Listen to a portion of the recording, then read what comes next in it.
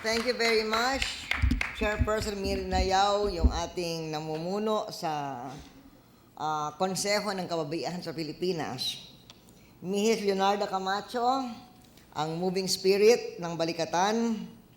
Kayong lahat, mga kaibigan, our friends, you may sit down. Maligayang ikalawampung anibersaryo ng inyong kilusan. Sabi nga ni Narda, taon-taon nandito kayo, pero special ito, 20th anniversary, Jubilee. Congratulations. Kanina pinakilala ni Narda yung bumibili ng basura.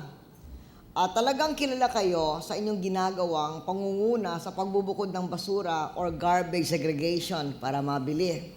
At sabi ni Narda, mula sa mga bahay-bahay, 1.8 million ang nabili nung isang taon. Congratulations. Ngunit itong taon, dahil 20 years, pwede natin irepaso ang mga ginagawa niyo sa maraming nakaraang taon. Isa rin kayo, sa pagkaintindi ko, sa naunang kumilos, unang alagaan ng ating kapaligiran. Kaya itong pagbibili ng basura at recycling, isa na lamang sa inyong maraming ginagawa sa nakaraang 20 taon at higit pa. Noong 1980, hindi pa mainit ang issue tungkol sa environment. Sinimula na ninyo ang kampanya sa pagtananim ng punong kahoy, di ba, Narda? At sa pag-organisa ninyo ng mga kooperatibang pangkababaihan mula sa Cagayan Valley hanggang sa Mindanao, marami ang natutulong magkaroon ng hanap buhay. At ngayon naman, ay sa pagkaintindi ko, nakatuon naman ang inyong pansin sa pagpapasimula ng mga kooperatiba at pagtuturo ng kasanayang panghanap buhay at wastong pagkain sa kababaihan. Kaya congratulations sa Women's Balikatan.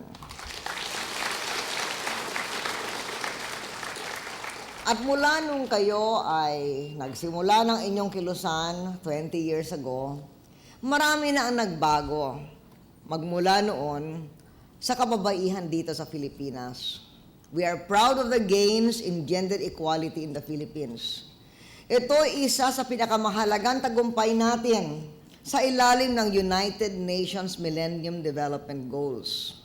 Nasabi ko na yata sa inyo noon, we're among the top 6 in the world and the top in Asia in terms of gender parity. We are number 1 in the world in terms of gender parity in literacy and in health. Sa katunayan, nahihigitan ng mga Pilipina ang mga lalaki sa larangan ng simple and functional literacy. We're also number 1 in gender equality in terms of enrollment in primary, secondary, and tertiary education. In fact, more females enroll in schools than males, and fewer females drop out. But as we face the most significant global economic and financial crisis in a generation in the world, women take a harder hit. A disproportionate number of women are single heads of households living in poverty and receive low-quality maternal care. Salamat na lamang at bumabagal ng ating inflation rate. Because with the soaring prices on food and oil, yung mga mahihirap na kababaihan are on the front lines of managing the strains that these uncertain world economic ties are placing on families and community. Ang Women's Balikatan movement ay maaaring maging kampyon ng kababaihan nitong oras ng pandaigdigang pangangailangan.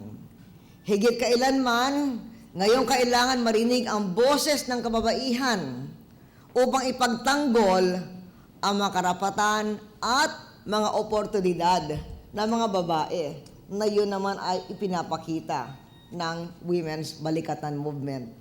Kaya ipagpatuloy natin ang laban para sa katarungan, karangalan at pagkakapantay-pantay para sa kababaihan.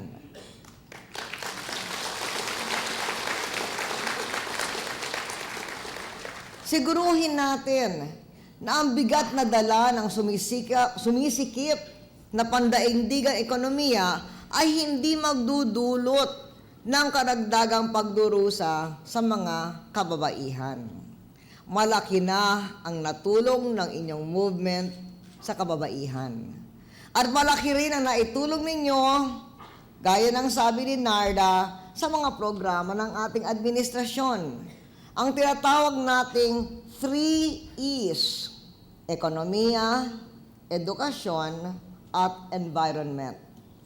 We came to office determined to change the strategic paradigm for the Philippine economy. Matibay at lumalagong ekonomiya ang pinakahaliging sinikap nating maipundar upang tumulong sa pagtamo ng kapayapaan, katiwasayan, at katatagan sa ating bansa. Walang humpay tayo nagtatrabaho upang tugunan ang mga hamong dala ng paghina ng pandaigdigang ekonomiya na sinamahan pa ng pagtaas ng presyo ng langis at pagkain. But the fact is, ito'y nangyayari sa buong mundo. Ang mga pangyayari sa Estados Unidos, ang tapaghina ng ekonomiya ng mundo ay tunay na nagpapahirap sa bansa sa buong mundo, and we are not insulated from them. Ngunit, ang ating ekonomiya ay higit na matatag ngayon kaysa kailanman. Ang mga reformang pang-ekonomiya at para sa pananalapi, huwag natin kalimutan yung mga economic and fiscal reforms natin sa ating administrasyon, ay sinimula ng anak ni Narda, si dating Secretary of Finance, Lito Camacho.